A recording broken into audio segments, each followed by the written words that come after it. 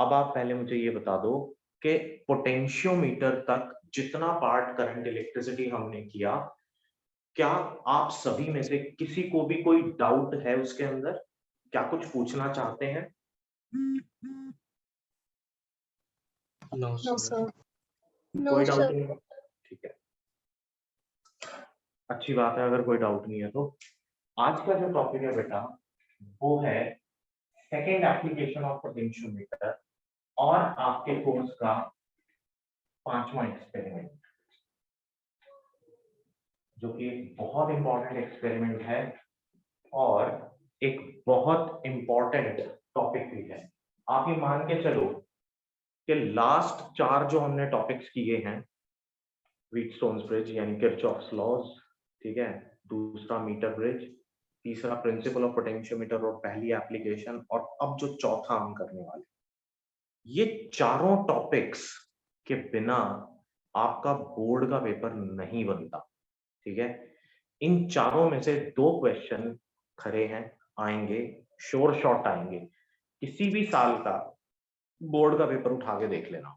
ठीक है, अभी आज हम जो बात कर रहे हैं वो है सेकेंड एप्लीकेशन की, और सेकेंड एप्लीकेशन कहती है कि हमें करना क्या है, to calculate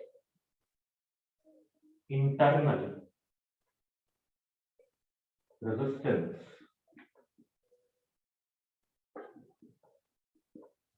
of a cell.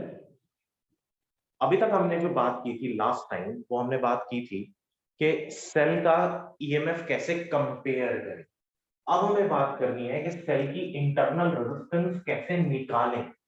तो सेल की इंटरनल रेजिस्टेंस निकालने के लिए फिर से आप एक पोटेंशियोमीटर लेंगे, और अगेन ये पोटेंशियोमीटर 10 वायर पोटेंशियोमीटर होगा। ये हम ऑलरेडी डिस्कस कर चुके हैं बेटा कि पोटेंशियोमीटर की वायर जितनी लंबी होगी, यानी पोटेंशियल ग्रेडियंट जितना कम होगा, उतना ही इजीली हम नल पॉइंट फाइंड आउट कर पाएंगे। अच्छा, सर्किट बनाते हुए फिर से वही सारी सावधानियां। ठीक है, सबसे पहले point A will be connected to the positive terminal of the battery. ये बैटरी क्या कहलाती है? ऑक्सिलरी बैटरी, या फिर आप इसको क्या कहते हो? Driver cell. ठीक है, अच्छा, उसके बाद हम लगाएंगे इसके साथ एक रियोस्टैट।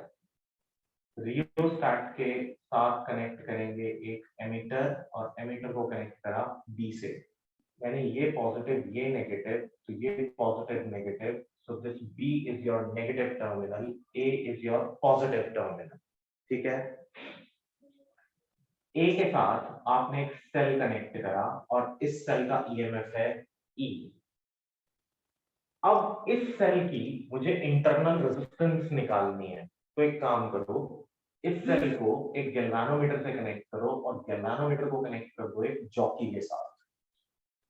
इस सेल के पैरेलल में हम लगाएंगे एक रेजिस्टेंस बॉक्स, जो कि कुछ रेजिस्टेंस आर ऑफर करेगा, और इस रेजिस्टेंस बॉक्स के पैरेलल में हम लगाएंगे बेटा एक की।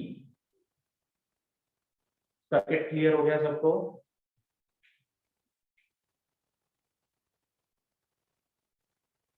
बेटा सर्किट डायग्राम में किसी को कोई डाउट है?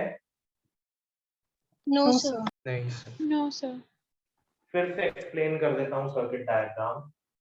पोटेंशियोमीटर वायर के 2 फ्री एंड्स ए और बी, ए को कनेक्ट करेंगे ड्राइवर सेल के पॉजिटिव के साथ, और नेगेटिव को कनेक्ट करेंगे रियोस्टैट से, रियोस्टैट को कनेक्ट करेंगे एमीटर से, और एमीटर को कनेक्ट करेंगे बी से।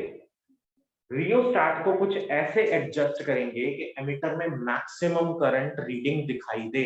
इट मींस मैक्सिमम करंट हमें फ्लो करवाना है पोटेंशियोमीटर वायर के अंदर, क्योंकि प्रिंसिपल ऑफ पोटेंशियोमीटर यही कहता है कि करंट आपका मैक्सिमम कांस्टेंट करंट होना चाहिए।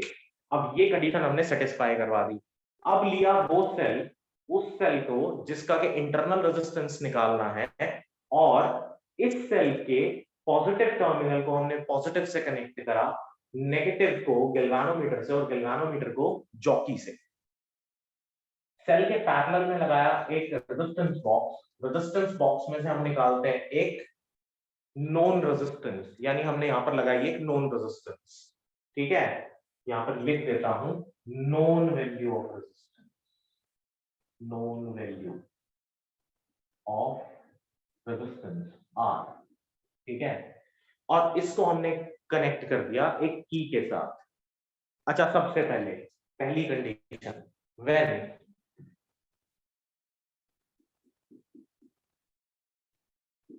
की इज ओपन, अगर की ओपन है इस सर्किट में तो बेटा नंदिनी एक बात बताओ, क्या रेजिस्टेंस बॉक्स से ऑफर की हुई रेजिस्टेंस वो कोई रोल प्ले करेगी? नो। रिया, रेजिस्टेंस बॉक्स से ऑफर अगर हम रेजिस्टेंस करते हैं तो और की ओपन रहे तो will it be significant there और नॉट? No sir.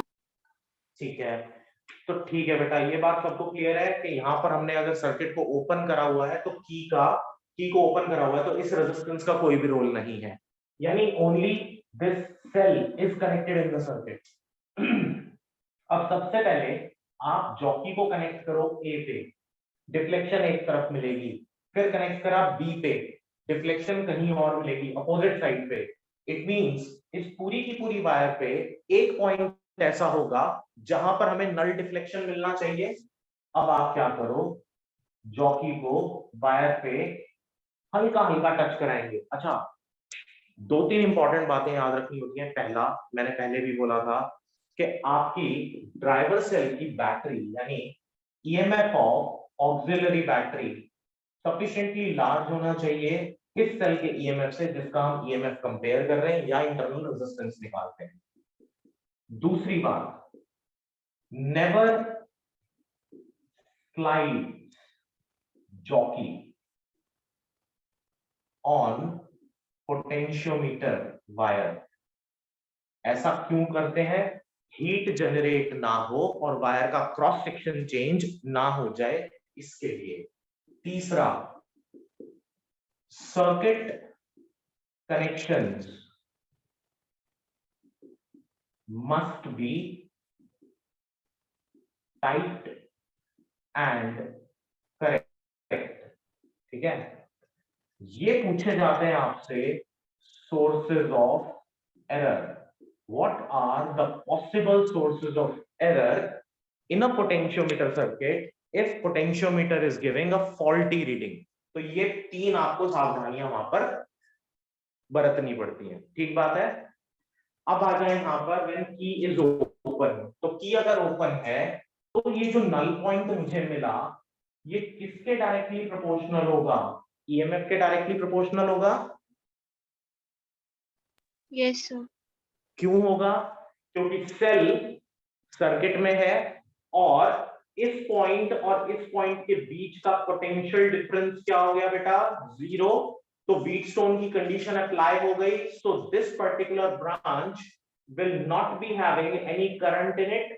तो गैल्वेनोमीटर क्या शो करेगा? जीरो डिफ्लेक्शन शो करेगा। ठीक है, यस सर। तो हम इसको लिख सकते हैं E is equal to K times of L and this is your first equation. Sir एक मिनट, आप मुझे लास्ट वाला बताया, दोबारा बता दो। देखो सर हमने बेटा पोटेंशियो हमने व्हीटस्टोन ब्रिज किया था। व्हीटस्टोन ब्रिज में क्या था? ये चार रेजिस्टेंसेस थी और बीच में एक गैल्वेनोमीटर के साथ हमने एक जॉकी कनेक्ट कर दिया। अब इस जॉकी को मैं इस पॉइंट से इस पॉइंट के बीच में स्लाइड करूं, अगर यहां से लेके ऐसे इसके ऊपर स्लाइड करूं, अगर किसी पॉइंट पर पोटेंशियल डिफरेंस जीरो हो जाए इस पॉइंट के साथ तो गैल्वेनोमीटर क्या रीडिंग देगा? जीरो रीडिंग देगा, नल डिफ्लेक्शन देगा ना। Yes sir. गैल्वेनोमीटर क्या करता है बेटा? गैल्वेनोमीटर का काम होता है करंट को डिटेक्ट करना। एंड हमें ये भी पता है कि करंट हमेशा हायर पोटेंशियल से लोअर पोटेंशियल जाता है। तो अगर किसी एक पॉइंट पर गैल्वेनोमीटर कोई रीडिंग देनी बंद कर दे, यानी कि गैल्वेनोमीटर आपको क्या दिखाए? जीरो डिफ्लेक्शन दिखाए, यानी कि गैल्वेनोमीटर का नीडल जीरो पे जाके फिक्स हो जाए। ठीक है, तो वो जो पर्टिकुलर पॉइंट है वो पॉइंट होगा जहां पर जो पोटेंशियल ड्रॉप है गैल्वेनोमीटर के दूसरे एंड पर जो वायर लगी हुई है उसके पोटेंशियल ड्रॉप के बराबर हो जाएगा, यानी इन दोनों के बीच में पोटेंशियल डिफरेंस कितना हो गया? Zero. Zero. There will be no current flowing in this branch. Again इस पॉइंट और इस पॉइंट के बीच में अगर पोटेंशियल डिफरेंस जीरो हो जाए तो ये वाली ब्रांच के अंदर फ्लो करने वाला करंट क्या हो जाएगा बेटा? जीरो हो जीरो। जाएगा। ठीक है, तो EMF is directly proportional to L। अब आप कहोगे EMF क्यों डायरेक्टली प्रोपोर्शनल? EMF की डेफिनेशन याद करो, मैंने बोला था EMF is the maximum potential across the terminal of the cell when no current is drawn from the cell। यानी सेल से आपको करंट निकलने ही नहीं दे रहे। इट मींस इस ब्रांच में कोई करंट नहीं है, इसका मतलब इस सेल से भी कोई करंट नहीं निकल रहा ना। Yes sir. तो इसका EMF इस लेंथ के डायरेक्टली प्रोपोर्शनल आ जाएगा। तो EMF is equals to K times of L, और K क्या होता है हमारा? पोटेंशियल ग्रेडियंट होता है। तो ये पार्ट यहां तक क्लियर है, first equation. Yes sir. Now let's move on to the next one. और जो नेक्स्ट कंडीशन है बेटा सेकंड, वो ये है व्हेन key is closed। अब कहानी बदल जाएगी। अगर की क्लोज है, हमने कहा कि हमने यहाँ पे क्लोज कर दी, तो एक बात बताओ, जैसे आपने की क्लोज करी तो एक सेल के अक्रॉस अपनी उसकी इंटरनल रेजिस्टेंस भी होती है, और यहां पर आपने एक रेजिस्टेंस और लगा दिया। तो लास्ट क्लास में मैंने समझाया था बेटा, ये दोनों रेजिस्टेंसेस किस में आ गई? सीरीज में आ गई ना। Yes sir. तो उस केस में सेल क्या ऑफर करेगा? पोटेंशियल डिफरेंस ऑफर करेगा, EMF ऑफर नहीं करेगा ना। No sir. तो यानी कि अब की बार अगर null point is somewhere here. Sir ये समझ नहीं आया कि EMF ऑफर क्यों नहीं करते। अच्छा एक बात बताओ, EMF की डेफिनेशन क्या दी थी हमने? EMF की डेफिनेशन हमने दी थी कि it is the maximum potential offered across या offered by the cell when the cell is not connected in the circuit. मैंने लास्ट टाइम आपको एक सर्किट भी बना के बताया था जहां पर हमने ये बोला था, या मैंने आपको सेल भी दिखाया था, याद करो। मैंने बोला था एक सेल के ऊपर 1.5 वोल्ट लिखा होता है, लेकिन जैसे आप उसको एक मल्टीमीटर के अक्रॉस टच कराओगे तो जो रीडिंग वो देगा, या वोल्टमीटर के अक्रॉस टच कराओगे तो जो रीडिंग वो देगा, that will always be less than 1.5 volts. And why is it so? क्यों? क्योंकि 1.5 वोल्ट उसका EMF है। EMF यानी वो पोटेंशियल जब सेल से कोई करंट हम लोग नहीं ले रहे, लेकिन जब हम करंट लेना शुरू कर देते हैं तो कुछ पोटेंशियल ड्रॉप सेल के इंटरनल मटेरियल की वजह से, उसकी इंटरनल रेजिस्टेंस की वजह से भी आ जाता है। तो सेल हमें क्या ऑफर करता है? पोटेंशियल डिफरेंस ऑफर करता है। ठीक है, yes sir. And that potential difference is always less than EMF। Okay sir. ठीक है, तो अब यहां पर जो पोटेंशियल डिफरेंस होगा that will be directly proportional to some length. अच्छा अगर मैं इसको L1 मान लूं तो ये L2 होना चाहिए, कुछ और लेंथ आ गई ना। तो मैं इसको लिख सकता हूं V is equals to K times of L2। ठीक है, if now this is our second equation, तो मैं 1 और 2 को डिवाइड कर दूं तो बेटा डिवाइडिंग 1 by 2, तो E by V will be equal to L1 by L2, है ना। Yes sir. लेकिन इसी एक्सप्रेशन को फिर से देखेंगे। इसके लिए मैंने लास्ट टाइम आपको एक्सप्रेशन बताया था कि EMF बड़ा होता है किससे? पोटेंशियल डिफरेंस से। तो कितना बड़ा होगा? छोटा सा जो ड्रॉप सेल की रेजिस्टेंस के अक्रॉस हो गया उसके बराबर, यानी दोनों का जो डिफरेंस होगा वो IR के बराबर होना चाहिए। Yes sir. ठीक है, तो यहां से E by V -1 will be equal to V into I into small r, ऐसा लिख सकते हैं। Yes sir. और इसी का रिलेशन मैंने बताया था कि हम V को क्या लिख सकते हैं? I into capital R। तो R सॉरी, तो I से आई कैंसिल आउट हो गया, तो हमारे पास r into E by V minus one is equal to small r, यानी r is equal to capital R E by V minus one. ये रिलेशन हमने लास्ट टाइम बनाया था ना। Yes, sir. Therefore R की वैल्यू हम calculate कर सकते हैं R into L1 by L2 minus one.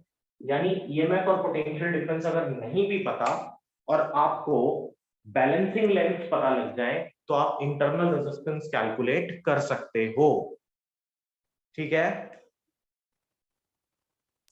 Yes. Yes, sir. जिन लोगों को ये वाला कॉन्सेप्ट अभी भी क्लियर नहीं है वो यहां पर ध्यान से देखें। बेटा ये आपके पास एक सेल है, ये सेल जब तक सर्किट में कनेक्टेड नहीं है, ठीक है, तब तक ये आपको ऑफर करेगा, जो वोल्टेज ऑफर करेगा उस वोल्टेज को बोला जाता है ईएमएफ। ठीक है, लेकिन इस सेल की भी अपनी कुछ रेजिस्टेंस होती है। देखो दुनिया में कोई ऐसा मटेरियल नहीं है जिसकी रेजिस्टेंस ना होती हो। हर मटेरियल जो कि करंट अपने थ्रू पास करवाता है उसकी कुछ ना कुछ रेजिस्टेंस होती है, क्योंकि उसकी कुछ ना कुछ कंडक्टिविटी भी होती है। तो कंडक्टिविटी होगी तो रेजिस्टिविटी भी होगी, यानी रेजिस्टेंस भी होगी। तो अगर मैं बेटा इसको एक एक्सटर्नल रेजिस्टेंस के साथ कनेक्ट कर दूं तो यहां पर मुझे क्या मिल जाएगा, पोटेंशियल ड्रॉप मिल जाएगा, क्योंकि करंट कितना आएगा इसके थ्रू, आई। ये जो पोटेंशियल ड्रॉप है बेटा ये किसके बराबर होगा, आई इंटू आर के बराबर। इतनी बात तो सबको क्लियर है ना। Yes, sir. लेकिन इसकी भी अपनी कुछ रेजिस्टेंस होती है, तो अगर मैं उस रेजिस्टेंस को यहां स्मॉल आर कंसिडर कर लूं तो इसके अक्रॉस जो ड्रॉप मिलेगा, अगर मैं इसको V1 मानूं तो ये V2 ड्रॉप किसके बराबर हो जाएगा, I इंटू स्मॉल आर होगा। होगा ना बेटा। Yes, sir. ठीक है, अब इन दोनों में से ड्रॉप बड़ा कौन सा होगा, ऑब्वियसली ये वाला बड़ा होगा। Yes, sir. और इन दोनों के सम के बराबर आपका नेट ईएमएफ होगा। तो नेट ईएमएफ जब आप निकालोगे तो ये क्या मिलेगा आपको, I into capital R plus small r। Yes, sir. अब इस E को मैं लिख सकता हूं E minus I into R is equal to I into small r। ऐसे ही लिखा Yes, sir. बेटा। और Yes, sir. IR को हम क्या मान सकते हैं, पोटेंशियल ड्रॉप मान सकते हैं, क्योंकि ये रेजिस्टेंस बहुत छोटी है। कितनी छोटी है, नेग्लिजिबल है। ठीक है, Yes, sir. अगर रेजिस्टेंस नेग्लिजिबल है, ये वाली रेजिस्टेंस नेग्लिजिबल है, तो V1 अप्रोक्सीमेटली E के बराबर ही हो जाना चाहिए था। Yes, sir. लेकिन हमें तो डिफरेंस कैलकुलेट करना है, इसीलिए मैं इसको E से रिप्रेजेंट करूंगा, इसको B से रिप्रेजेंट करूंगा, और ये किसके बराबर होगा, I इंटू स्मॉल r, यानी कि potential drop across the cell itself. और यही वो इक्वेशन है E minus B is equal to I into R. Yes, sir. अब ये इंटरनल रेजिस्टेंस वाला जो कॉन्सेप्ट है, क्या ये सबको क्लियर है बेटा, वैष्णवी क्लियर है, Yes, sir. Sneha, Yes, sir. तमन्ना, Yes, sir. रिया, किया, Yes, sir. Nandini, Yes. Melissa, Yes, sir. माही, Yes, sir. Abhimanyu, Yes, sir. संदेशा, Yes, sir. समर्थ, आर्यन, Yes, sir. आन्या, हाँ सर क्लियर है। Yes, sir. ठीक है बेटा। जस्ट 2 मिनट के लिए एक बारी जो भी कुछ बोर्ड पे लिखा हुआ है उसको एक बार गो थ्रू करो, ध्यान से सर्किट को देखो, एक्सप्रेशंस को देखो, जहां कहीं पर भी कोई डाउट हो तो फटाफट पूछो बेटा।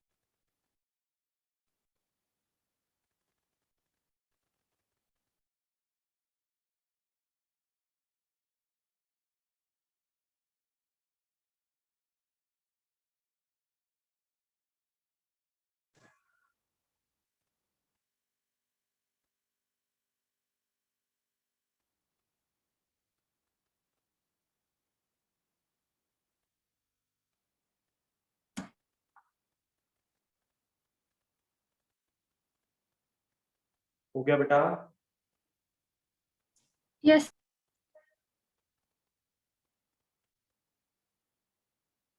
अच्छा, अब इससे और क्या क्या पूछते हैं? जनरली ये पूछ लिया जाता है कि गैल्वेनोमीटर किस तरह का गैल्वेनोमीटर है, टाइप ऑफ गैल्वेनोमीटर। तो याद रखना बेटा, this is always a moving coil galvanometer. ठीक है। दूसरी बात, how to increase the sensitivity, how to increase the sensitivity of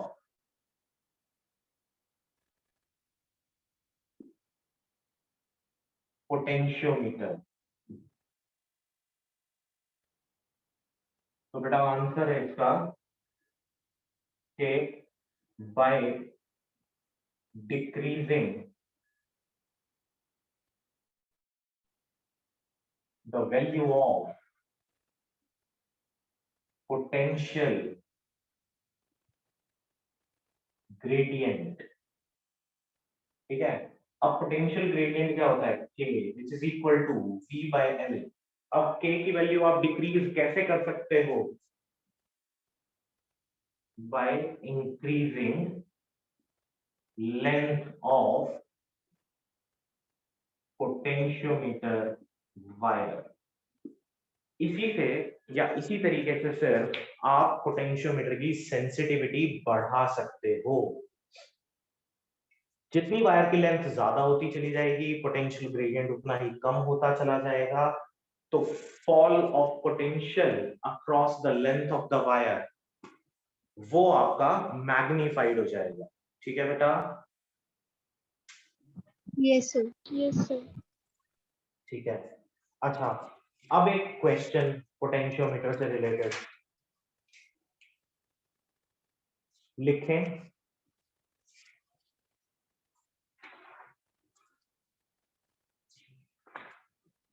A potentiometer wire of length 1 meter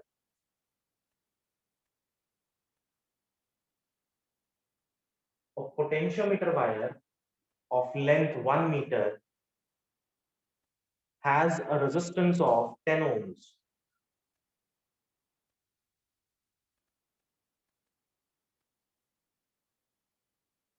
It is connected to a 6-volt battery in series with a 5 ohm resistance.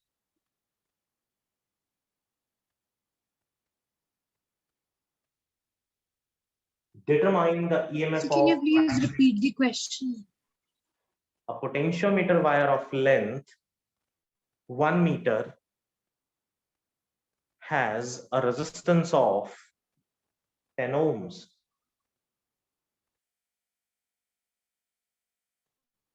It is connected with a 6-volt battery in series.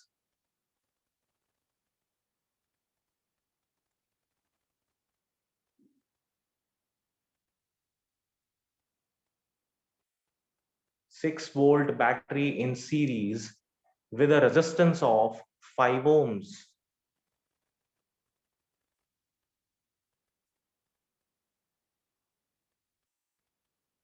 Determine the EMF of primary cell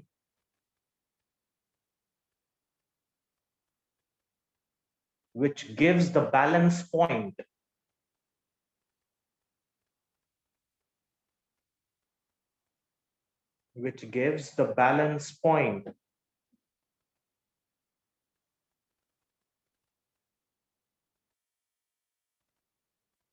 at 40 centimeters,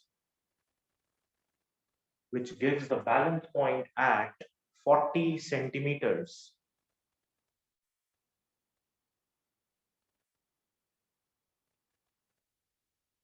अच्छा चलो पहले figure बना देता हूं और उसके बाद question solve करेंगे।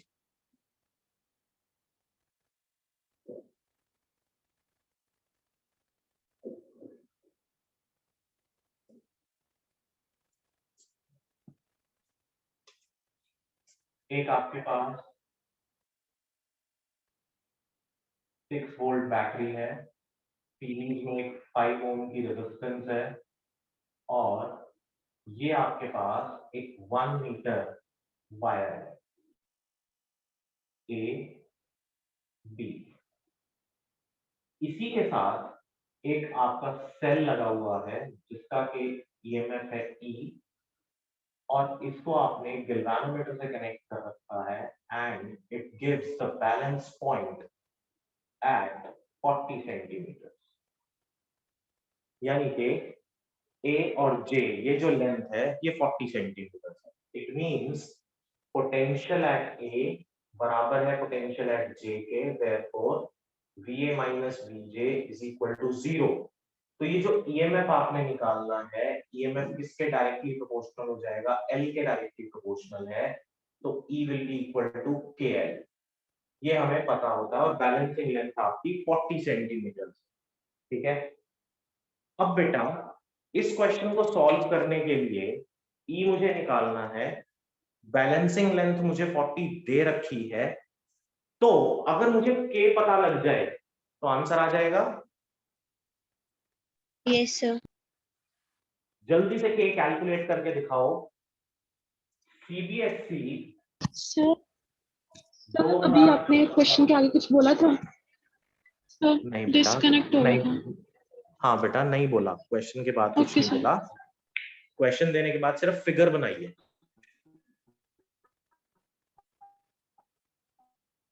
जल्दी से K कैलकुलेट करके बताओ, कैसे कैलकुलेट करोगे?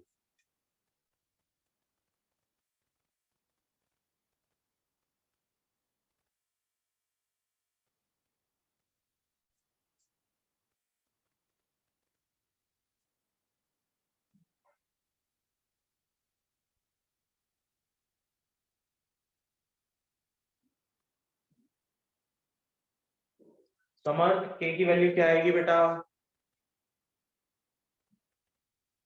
सर कर रहा हूँ सर, 1 मिनट। एक जनरल आइडिया दे मुझे, मुझे पता लगे कि सही कर रहा है या गलत कर रहा है।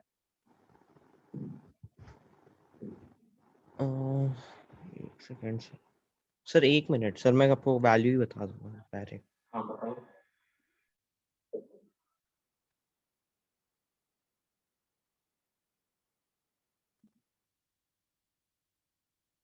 अन्वेषा, K कैसे कैलकुलेट करेंगे बेटा?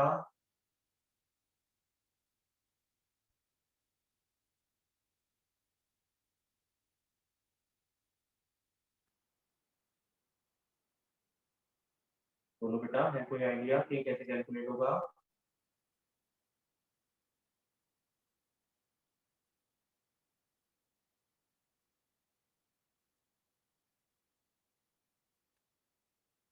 स्नेहा, तो शायद V upon L लेके ट्राई कर रही हूँ। देखो जरा बेटा, K का फॉर्मूला होता है V बाई, ये हमने पहली बात की थी, ठीक है। अब length of the potentiometer wire कितना है बेटा आपके पास? 1। सभी ध्यान से देखें, V क्या है? V निकालना है आपने पोटेंशियोमीटर वायर के अक्रॉस। मान लें कि ये जॉकी यहाँ पर कनेक्टेड नहीं था, अगर, ठीक है, अगर जॉकी कनेक्टेड नहीं है तो इस पूरी की पूरी वायर की जो लेंथ थी वो थी 1 मीटर, और इस 1 मीटर वायर की रेजिस्टेंस कितनी दे रखी है बेटा आपको? So 5 10 ohms। sorry 10 वायर की रेजिस्टेंस आपको कितनी दे रखी है? 10 ohms। और 10 ohms किसके साथ कनेक्टेड है? एक 5 ohm सीरीज के साथ कनेक्टेड है ना? Yes sir. ठीक है, तो V की वैल्यू Yes, कितनी sir. है? अब अगर मैं यहां से निकालूं तो V हमारा क्या होता है? I into R, Yes sir. ठीक है। तो करंट में अगर सबसे पहले कैलकुलेट कर लूं बेटा, तो करंट कैसे कैलकुलेट करेंगे? देखो जरा, I equal to V by R। V कितना है? 6। R कितना है बेटा हमारे पास? 15। तो 6 बाय 15 कितना आ गया? 0.4। Yes sir. Yes, sir. तो दिस इज 0.4 एम्पियर, यानी कि इस वायर के अंदर करंट कितना फ्लो कर रहा है? 0.4 एम्पियर्स फ्लो कर रहा है ना? Yes sir.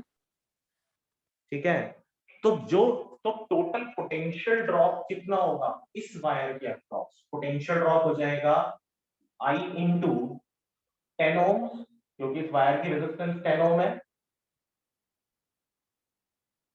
Yes sir. तो I आ गया 0.4 into 10 upon 1, so this is 4 volt पर मीटर, है ना?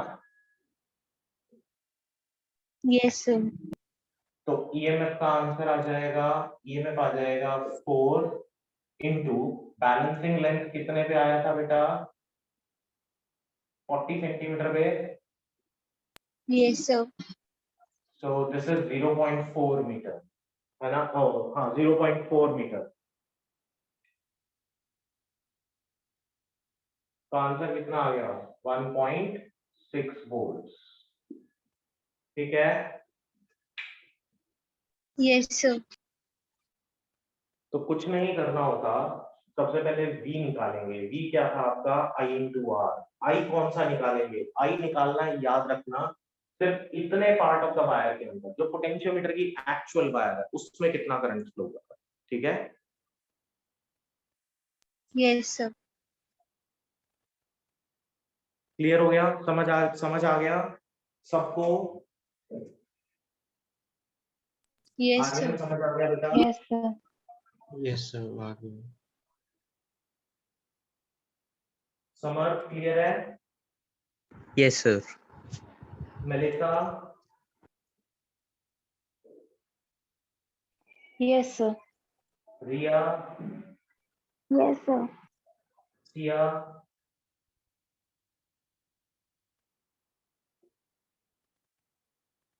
Vaishnavi,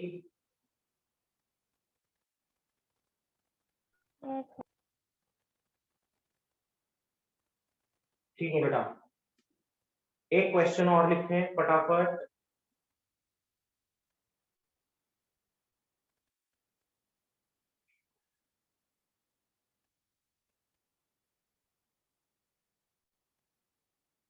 In a potentiometer arrangement,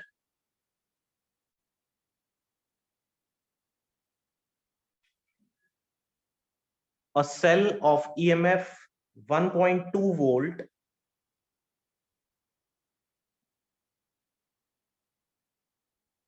gives a balance point at 30 centimeters.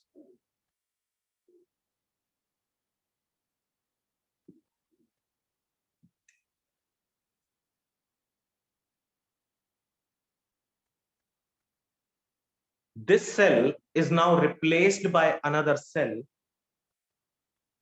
with unknown EMF.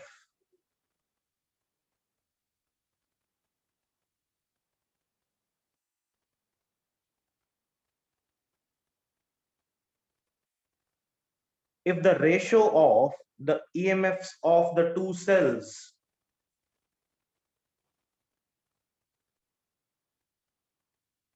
even by E2 is 1.5,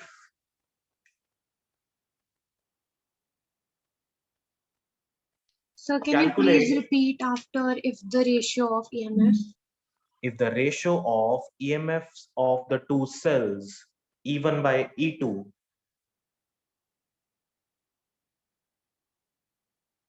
is 1.5.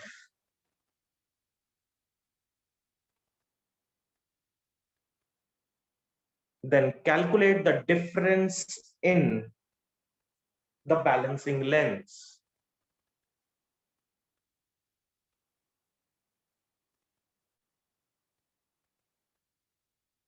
Then calculate the difference in balancing lengths.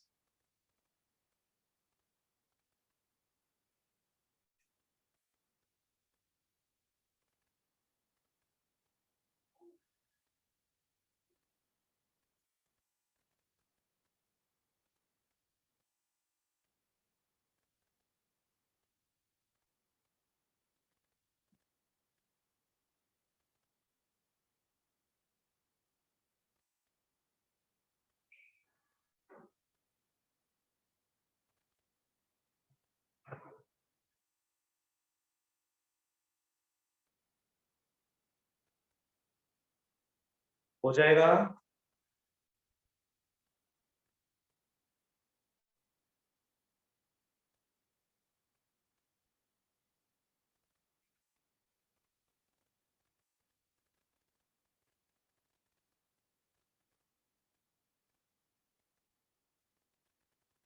हो जाएगा बेटा?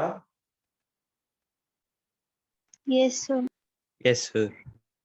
जल्दी जल्दी बताओ answer.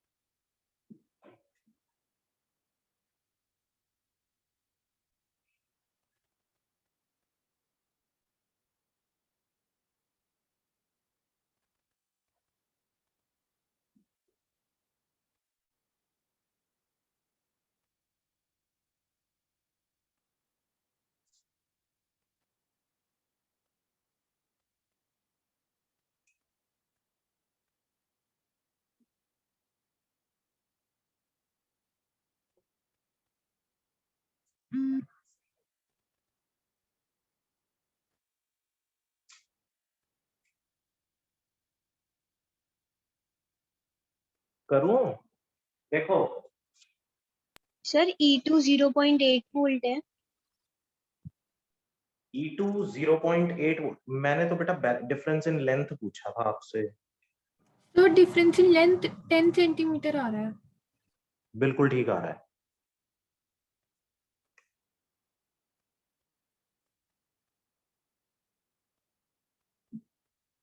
देखो जरा बेटा, E1 by E2 L1 by L2 के इक्वल होता है, और ये रेशियो आपको कितनी दे रखी है 1.5,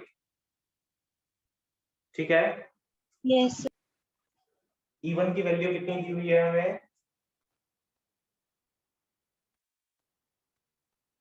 1.2 1.2 वोल्ट। ओके, तो E1 अगर 1.2 है तो 1.2 अपॉन,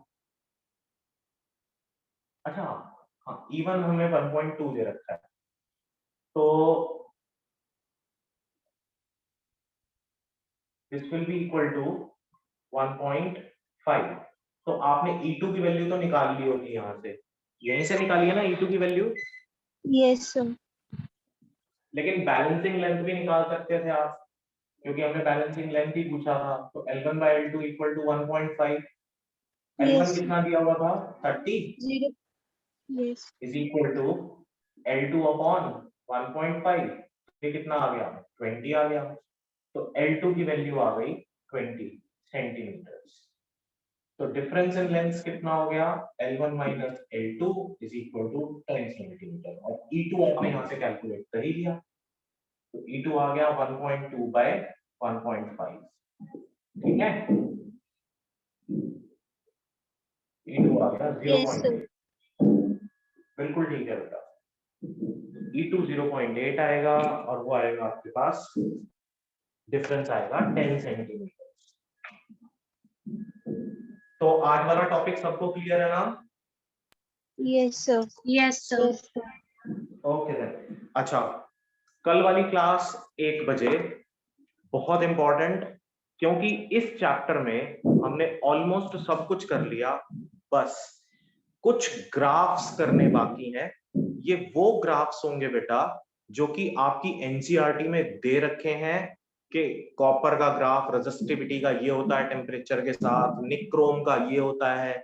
इसके अलावा कुछ और इंपॉर्टेंट ग्राफ्स, जैसे कि आपसे एक ऐसे ही पूछ लिया जाए आउट ऑफ द वे जाके कि ईएमएफ का और इंटरनल रेजिस्टेंस का ग्राफ प्लॉट करो, अब ठीक है, वी और आई का ग्राफ तो सबने कर रखा है, लेकिन अगर आपसे कहे वी और आर का ग्राफ प्लॉट करो तो कैसे करेंगे? तो अगले वाली जो क्लास है वो बहुत इंपॉर्टेंट है। तो ग्राफ्स के रिलेटेड क्वेश्चंस, ये आपका जो क्वेश्चन पेपर डिजाइन आता है, जो कि हर साल सीबीएसई इशू करती है, the design of question paper, उसके अंदर ये बात साफ साफ लिखी होती है कि रिमेम्बरिंग के, यानी रटंत विद्या के जो मार्क्स हैं किसी चीज को रटने के, वो सिर्फ 7 मार्क्स हैं आउट ऑफ 70। बाकी ग्राफ्स के ऊपर जोर ज्यादा रहेगा, ठीक है, हमेशा लिखा होता है the more emphasis on the graph questions, ठीक है। तो कल वाली क्लास बहुत इंपॉर्टेंट रहेगी, 1 बजे ग्राफ्स वाले क्वेश्चंस कैसे करने हैं, या ग्राफ कौन कौन से आपको स्टडी करने हैं, वो सारे के सारे आपको यहाँ पर बोर्ड पर मिलेंगे, ठीक है। Okay, sir. ठीक है, तो कल ऑलमोस्ट ये चैप्टर हमारा फिनिश हो जाएगा, एंड देन फिर उसके बाद हम लोग असाइनमेंट्स डिस्कस करेंगे, ठीक है बेटा। Okay, sir. चलो ठीक है, Thank you। you, sir.